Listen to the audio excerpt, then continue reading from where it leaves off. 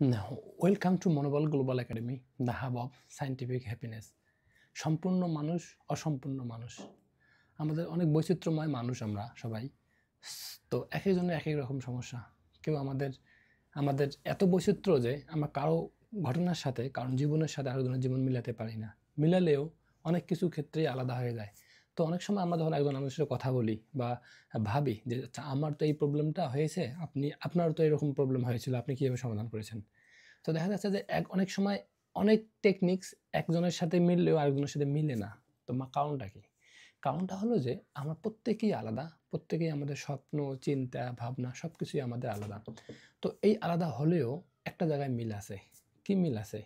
যে আপনি, আমি সবাইকে আমরা নির্দিষ্ট সময় পরিক্রমায় বা নির্দিষ্ট সময় পর, পর আমাদের ভালো থাকার জন্য কাজ করতে হয় বা আমরা সবাই ভালো থাকতে চাই। তো দেখা যাচ্ছে যে মানুষের মধ্যে যে একেকজনের একেকজন মানুষের এটা আছে, আরেকজনের আরেকটা জিনিস নাই। আপনার এটা আছে, আরেকজনের নাই। তো এরকম কি আমরা কেউ পরিপূর্ণ না। সম্পূর্ণ আমরা কেউ না। আপনার দেখা যায় অনেক সময় টাকা-পয়সা আছে, আপনার বাবা-মা নাই। বা আপনার টাকা-পয়সা, বাবা-মা আছে, টাকা-পয়সা নাই। বা আপনার অনেক কিছু আছে কিন্তু আপনি একটু দেখতে ওরকম না।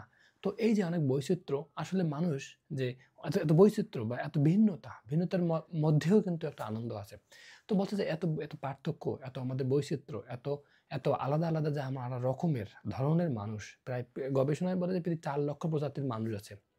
তো এবং এখানে বলা আছে যে সমস্যা যেটাই হোক সমাধানের জন্য আমাদেরকে কাজ করতে হবে, এবং যখন আমি আমার সমস্যাটা নিয়ে থাকবো, এটা আমার কাছে অনেক বড় পাহাড় সমান। কিন্তু যখন আর কারো সাপোর্ট দেবো বা এটা কৌশলগুলো জানবো, তখন এটা কিন্তু বালুকণার মতো হয়ে যেতে পারে।